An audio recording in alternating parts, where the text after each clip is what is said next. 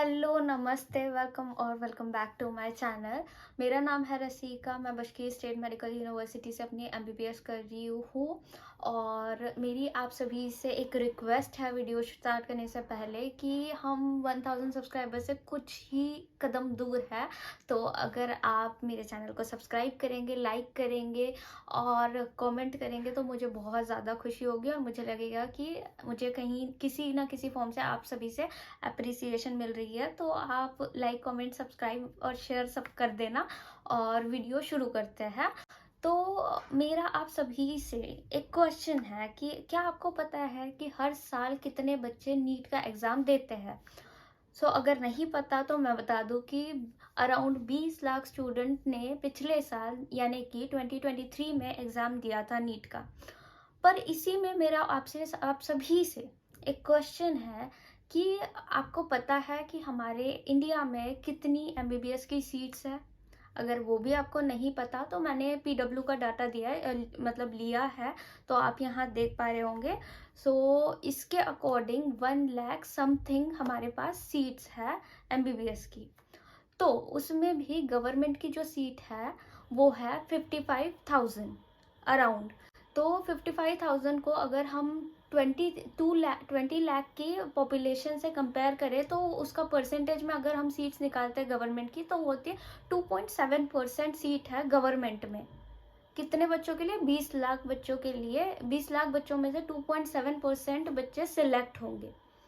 अब इसमें भी बहुत सारे क्राइटेरिया होते हैं, जैसे कैटेगरी हो गया और अलग अलग क्राइटेरिया और भी है जो आपके सिलेक्शन को रोकते हैं। कुछ कुछ बच्चों का 2-3 मार्क्स से भी रह जाता है, कुछ बच्चे कैटेगरी में कट आउट हो जाते हैं। और अगर वहीं हम प्राइवेट मेडिकल कॉलेज की बात करें तो उसमें बच्चों के लिए सीट्स है 2.3%, यानी कि अराउंड 50,000 सीट्स है प्राइवेट कॉलेज में। तो प्राइवेट कॉलेज एक्सपेंसिव भी उतने होते हैं। तो जो 20 लाख की पॉपुलेशन है तो उसमें से हर कोई प्राइवेट कॉलेज अफोर्ड नहीं कर पाता। बट यही और एक क्वेश्चन आ जाता है, क्या दीदी सिर्फ हम एमबीबीएस की लाइक नीट की एग्जाम सिर्फ एमबीबीएस करने के लिए देते हैं? तो आंसर इज नो। आप उसमें बीएमएस कर सकते हो अगर आपको एक अच्छा कॉलेज मिल रहा है, बीडीएस कर सकते हो अगर आपकी विल है तो। ये दोनों ही बहुत अच्छे ऑप्शंस हैं, आप इसके लिए ऑप्ट कर सकते हो या और भी किसी मेडिकल रिलेटेड फील्ड में जा सकते हो जो नीट के वाया आप जिसमें एंटर कर सकते हो। बट अगर आपकी विल है कि आप अब्रॉड से एमबीबीएस करो, उनके लिए ये मैंने स्पेसिफिकली वीडियो बनाया है। तो आपका यहीं पे एक क्वेश्चन होगा कि क्या 20 लाख में से 20 लाख बच्चे रशिया आ जाए या किसी अब्रॉड कंट्री में आ जाए, क्या मैं ये बोलना चाहती हूँ? Answer is no. अगर हम गूगल का ही एस्टिमेशन देखेंगे कि हर साल कितने बच्चे अब्रॉड में आते हैं, not only in Russia, abroad जितनी भी कंट्री एक्सेसिबल है इंडियंस के लिए, तो आपको दिख जाएगा कि 40 से 50,000 बच्चे यहाँ पे आते हैं। That is 3% of 20 lakh population जो है नीट का एग्जाम दे रही है ना? तो 3% बहुत ज़्यादा नहीं होता है। और उसके लिए भी एक एग्जामिनेशन है, दैट इज एफएमजी, जो अभी तक थी और 2024 से नेक्स्ट होगी, जो दोनों इंडिया और मतलब जो भी अब्रॉड से बच्चा पढ़ेगा उनके लिए दोनों के। हम बात करते हैं कि हमें अब्रॉड अगर हम चूज कर रहे हैं, अब्रॉड एज एन ऑप्शन हम अगर चूज कर रहे हैं, तो उसी में मैं रशिया में पढ़ती हूँ तो मैं रशिया के बारे में आपको बता सकती हूँ। तो हमें रशिया क्यों चूज करना चाहिए as an option to pursue our dream, to pursue MBBS? क्यों चूज करना चाहिए तो मैं आपको कुछ इसके रीजंस देना चाहूंगी। यहाँ पे इंफ्रास्ट्रक्चर जो होता है यूनिवर्सिटीज़ का वो बहुत ही ज़्यादा अच्छा होता है। और इंफ्रास्ट्रक्चर इसलिए मैटर करता है, अगर किसी यूनिवर्सिटी का इंफ्रास्ट्रक्चर ही अच्छा नहीं है, वहाँ पे प्रॉपर रिसोर्सेज नहीं है, तो हम प्रॉपर चीज़ें सीख नहीं पाएंगे। क्योंकि एमबीबीएस वास्ट डिग्री होती है, हर सब्जेक्ट का इम्पोर्टेंस होता है, हर सब्जेक्ट के प्रैक्टिकल एग्जामिनेशन करने बहुत ज़रूरी होते हैं। तो उसके लिए एक इंफ्रास्ट्रक्चर होना बहुत ज़रूरी होता है। क्योंकि यूनिवर्सिटी गवर्नमेंट के अंडर होने का एक प्रॉफिट ये होता है कि यहाँ का इंफ्रास्ट्रक्चर में बहुत ज़्यादा डेवलपमेंट होती है और सारी चीज़ें गवर्नमेंट के देखरेख में होती है। इसीलिए यहाँ का बजट भी जो होता है वो बहुत कम होता है। और थर्ड जो हम फैक्टर की बात करेंगे तो यहाँ पे जो टेक्नोलॉजीज़ है, मॉड्यूलर जो टेक्नोलॉजीज़ है, उसी की वजह से हमारी प्रैक्टिकल स्किल्स जो होती है वो काफ़ी इम्प्रूव होती है।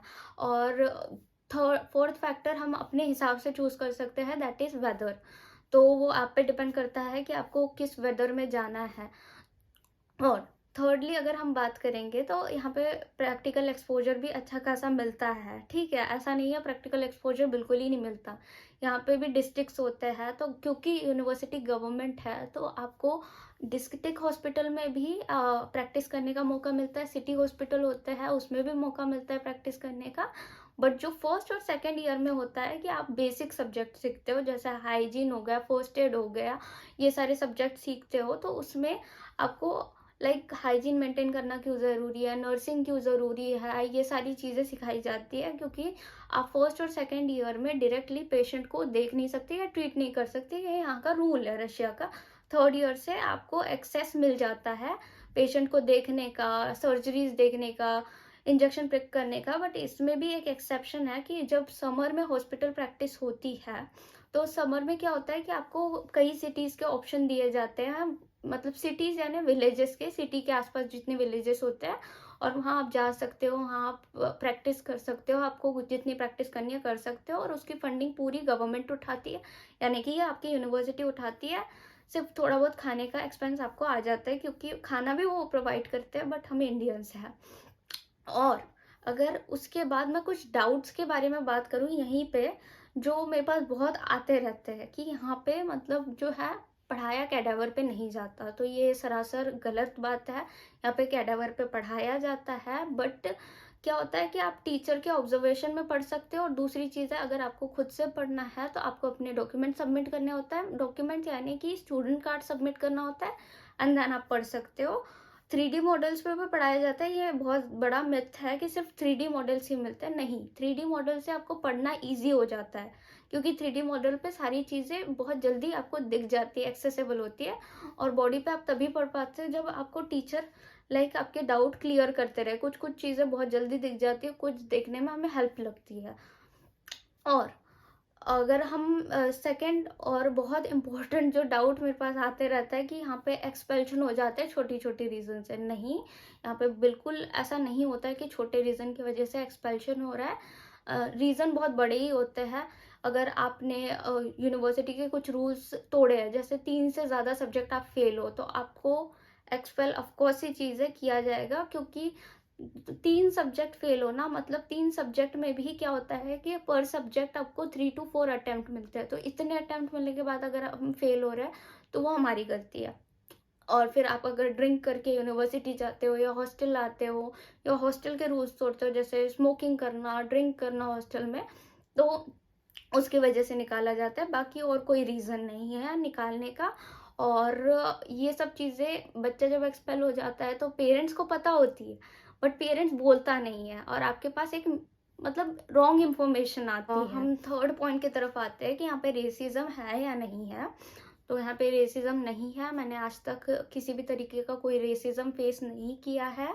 और थोड़ी बहुत चीज़ें तो हर कंट्री में होती है यार, तो वो एज ग्रुप के हिसाब से भी लोगों पे भी डिपेंड करता है कि कौन लोग कैसा है। It is about more about personality, ठीक है, कि किसकी पर्सनैलिटी कैसी है।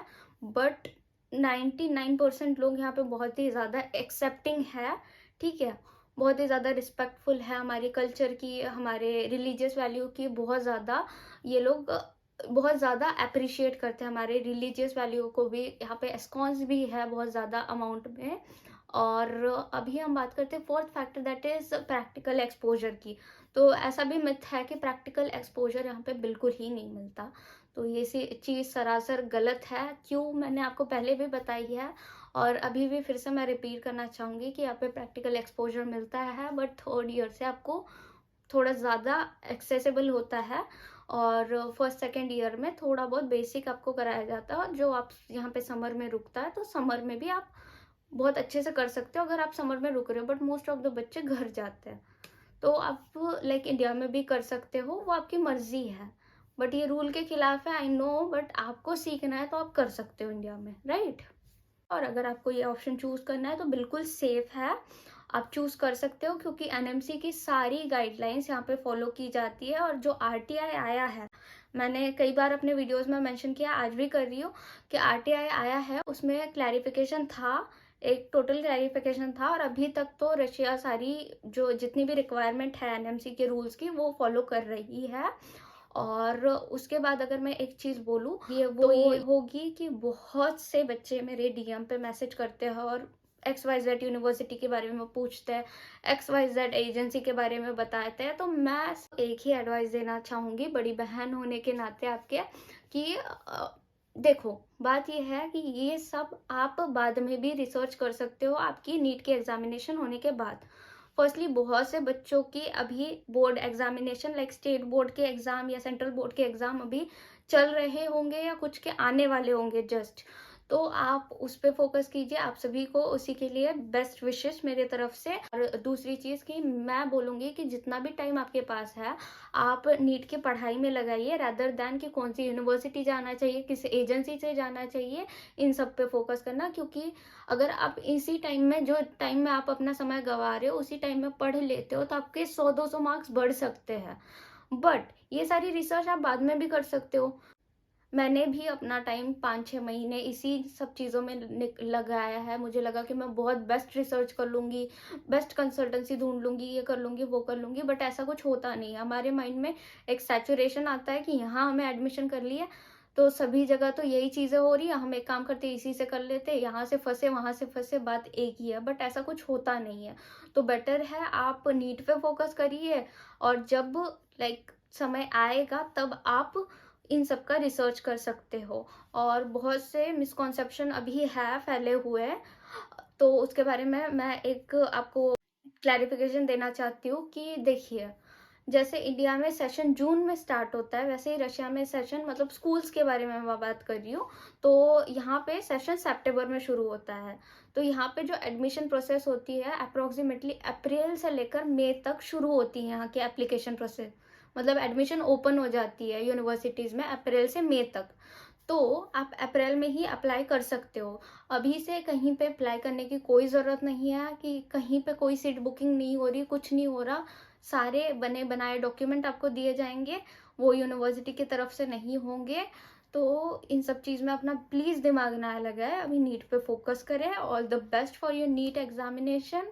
और ऐसी वीडियोज़ मैं लाते रहूँगी। देखिए, ये अवेयरनेस की वीडियो थी, ये अवेयरनेस आपको कोई नहीं देगा। आप अपना माइंड इधर लगा रहे हो, वो बोल रहे हैं कि सीट मतलब बुक हो जाएगी, ये हो जाएगी, तो आप भी पैनिक हो रहे हो, और फिर ये सब चीज़ें गलत है।